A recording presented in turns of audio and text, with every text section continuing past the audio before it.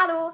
Today I thought I'd jump onto the train and answer the 6 quick and cheerful questions of the end of the year book tag that Ariel Bissett started to get me into the mood and to give a little push to my reading. It's almost December now, so we don't have much time left.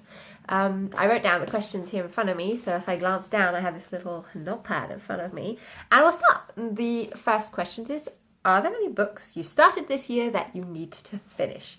And there aren't, but instead I thought I'd admit to the 2 books that I started, not this year, but last year. So, according to my Goodreads, I started reading Thinking Fast and Slow, by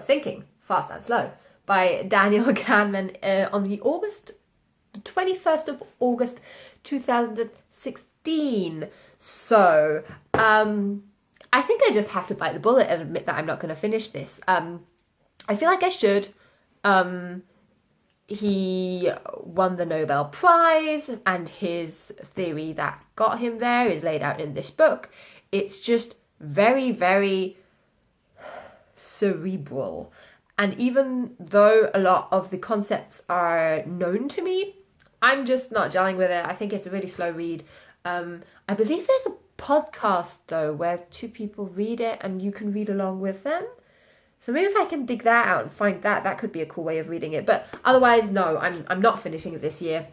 And then I also started reading 50 Great Short Stories, which is edited by Milton Crane.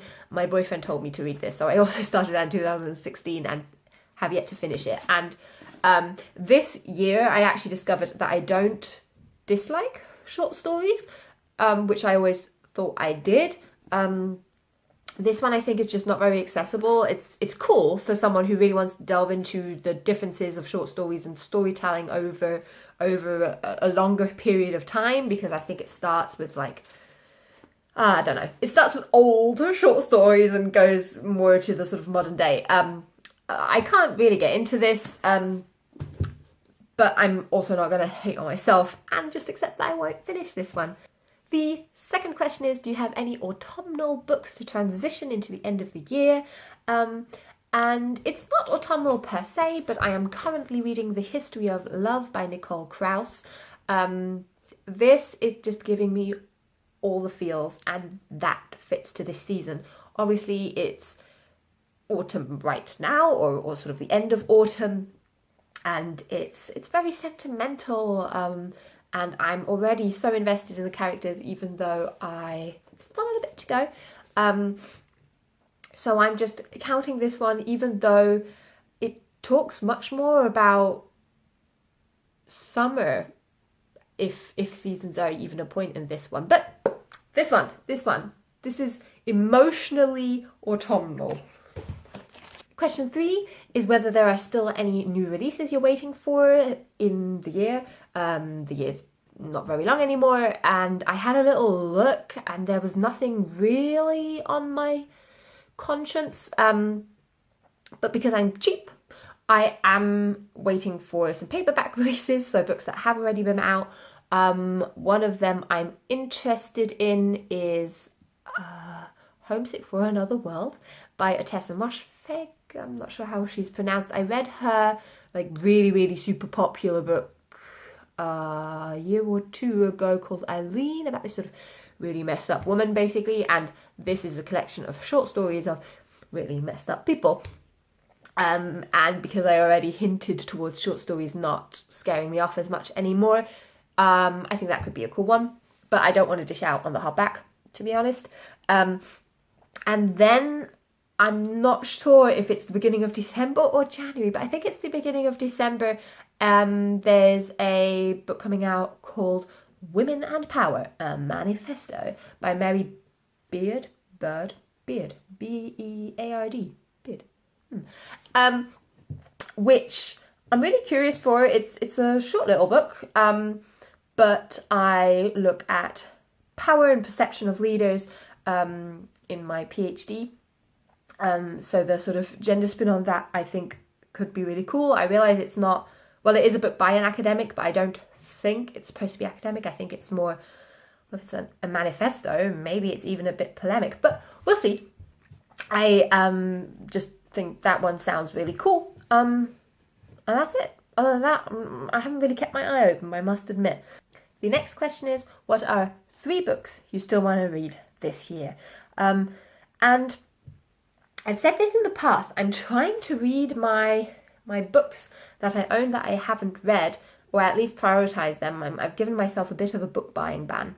I have one book on my Kindle that I would quite like to read because I've just finished reading my very first Val McDermid crime novel called The Mermaid Singing, I believe, which was horrible and great. And Val McDermid has written a non-fiction book called, I have to read the title out, it's really long, it's forensics, what bugs, burns, prints, DNA, and more tales about crime. Oh, I'll put a picture up here. All about what she's learned, basically, in researching for all her crime novels that she writes about how crimes are researched. So I think that is pretty interesting, actually, and also a unique point of view from a fiction author. So that's one, plus I own it on my Kindle.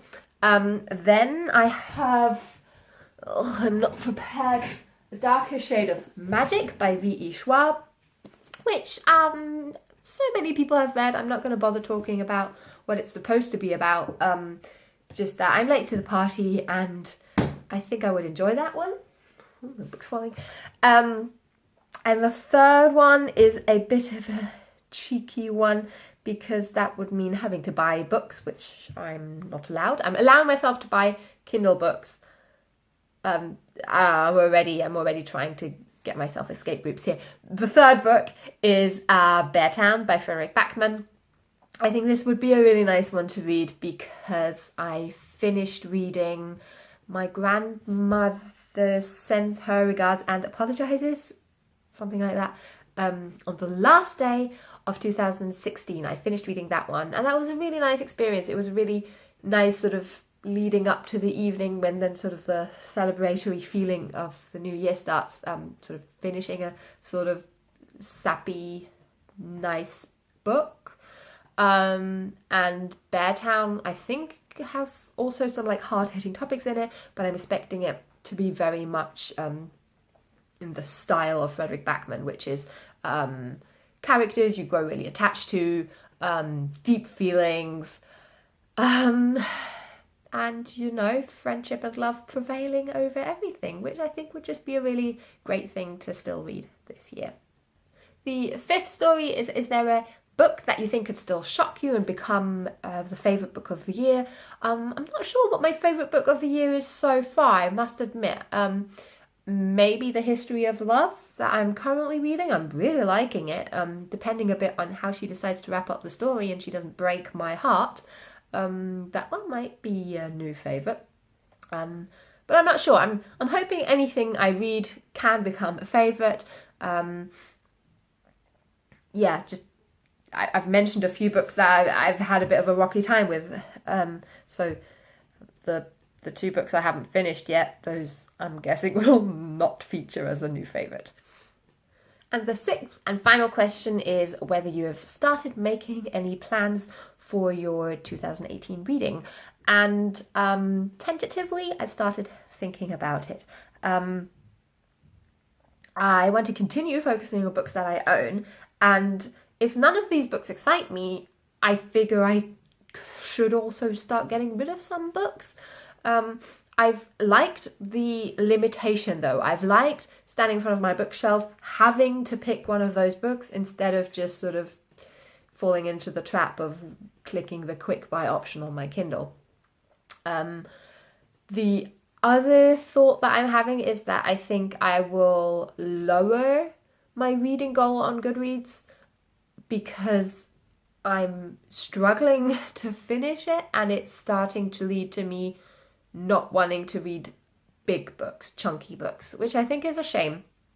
I do like thin books, small little books, but I think I want the option to get stuck into something a bit more hefty. So for that reason, I think I'm gonna go down in my reading goal. But nothing's decided yet. I do sometimes like the pressure as well. But for now, it's still 2017 and maybe I can still make my goal. We'll see. I hope you are having a really good end of the year reading time. It's a great time to read because it's horrible outside. I'll talk to you really soon. Bye.